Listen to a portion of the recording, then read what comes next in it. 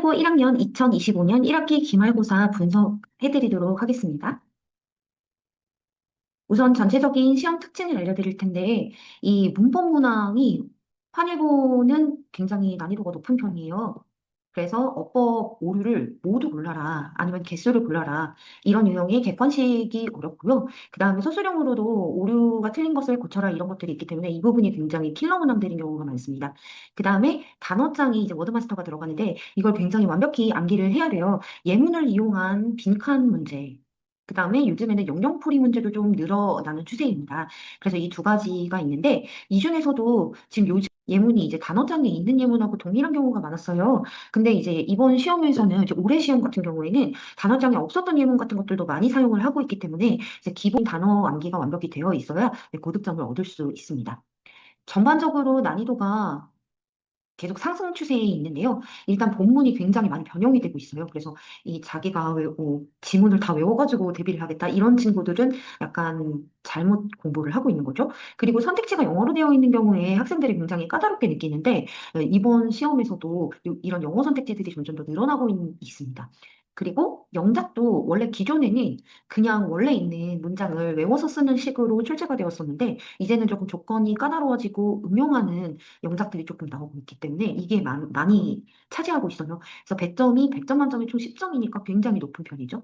그래서 이거를 잘하려면 기본적인 구문에 대한 이해가 있어야 되고, 그 다음에 그 단어를 봤을 때, 그러니까 보기에 단어는 주어지거든요. 그래서 그 단어를 어떻게, 어떠한 순서로 맞출 것인가, 그리고 어형은 어떻게 변화해야 될 것인가, 이런 거를 기본적으로 알고 있는 학생들이 유리합니다.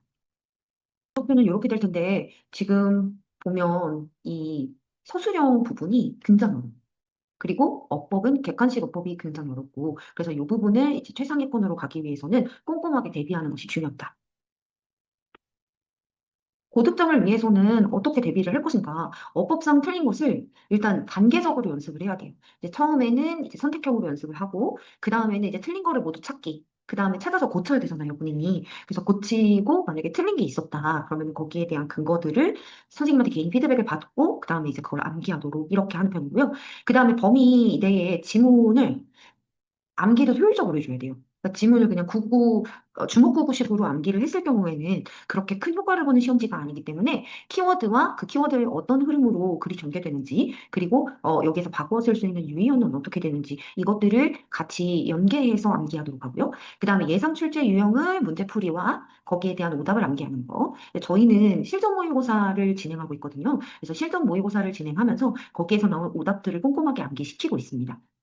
그 다음에 응용 영작이 있기 때문에 그 시험 범위 안에서 어떤 핵심 구문들이 존재하거든요. 그래서 그 구문이 들어간 문장은 반복 연습을 하도록 하고 또 그걸 이용한 응용 영작까지 연습을 하게 됩니다. 그리고 단어장이 굉장히 중요하다고 말씀드렸잖아요. 그래서 단어를 1차적으로는 뜻을 시험을 본 다음 그 다음에 예문의 빈칸 채우는 테스트를 꼭 해봐야 돼요. 그래야 이제 학생들이 완벽하게 이해를 하고 넘어갈 수 있습니다. 다음으로 이제 주요 문항 보여드릴 텐데, 이 서술형으로 어법 또는 문맥상 적절하지 않은 세 개를 찾아라. 이렇게 문제가 나왔어요. 그러면 여기에서는 요 부분, 요 부분이거든요. 틀린 게. 그럼 이거는 this is why와 this is because를 구별할 수 있는가 이걸 물어보는 거고, 그 다음에 이 부분은 이제 뒤에 있는 protected 때문에 뒤에도 ed가 있으니까 여기도 ed를 붙이면 되겠다, 여기도 뭐 과거형을 하면 되겠다 이런 식으로 접근하면 틀리게 되는 거거든요. 그 다음에 이거는 이제 잘 나오는 관계사 파트가 됩니다. 그래서 이런 거는 앞으로 이제 저희가 대비를 하는지 보여드릴 텐데, 여기 보시면 이제 어법상 적절하지 않은 것을 두 개 골라서 붙여라 이렇게 돼 있는데, 이 부분하고 이 부분 동일하게 출제가 됐죠. 그리고 요것만 아는 게 아니라 요 나머지들도 어법 학생들이 알아야지 풀 수 있기 때문에 이제 전체적인 개념을 잡기에 좋은 그런 문제들을 풀어본다고 생각하시면 됩니다. 다음 문항은 이제 요약인데요.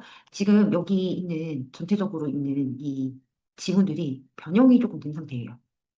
변형이 된 상태고 그 다음에 여기에 이제 안에다가 집어넣는 건데 본문에서 찾아서 그대로 써라 이렇게 돼 있어요.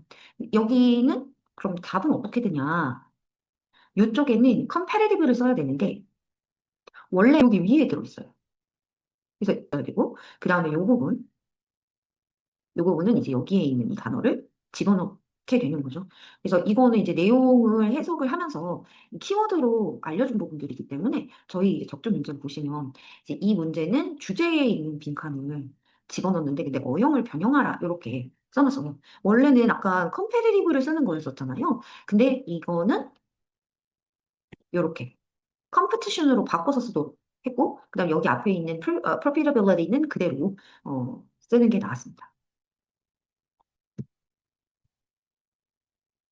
그 다음에 이제 이론 문제는 진짜 어렵죠. 학생들이 너무 많은 것들을 따져봐야 되기 때문에 조금 어려울 수 있는데, 포인트는 이렇습니다.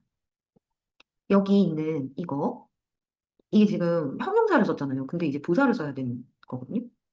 그리고 C 같은 경우에는 여기가 관계대명사 자리가 아니라 동격 자리.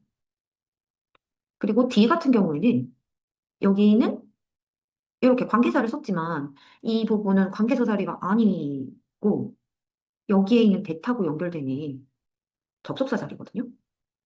그 다음에 E의 경우에는 수일치. 이쪽에 있는 디펜던스에다 수일치를 해야 되기 때문에 여기 S를 붙여줘야 됩니다. 그 다음에 G 같은 경우에는 여기다가 그로기에다가 타이어라고 써놨죠. 그러니까 이거는 이제 D를 붙여야 되는데 안 붙인 거기 때문에 학생들이 의식하지 않고 있으면 그냥 넘길 수 있어요. 그래서 조금 어렵죠. 그 다음에 이 부분 같은 경우에는 의무 뒤에 주어 동사의 어순으로 나와야 되는데 동사 주어의 어순으로 나왔다 이런 거. 이것도 이제 학생들이 빠르게 보다 보면 놓칠 수 있는 그런 기본적인 파트들입니다. 저희는 어떤 식으로 보느냐. 이렇게 아예 밑줄 안 줘요. 안 주고 어법상 틀린 거를 고쳐라. 이렇게 하는데 또 한일고에서 또 자주 나오는 것 중에 하나가 대명사거든요. 대명사.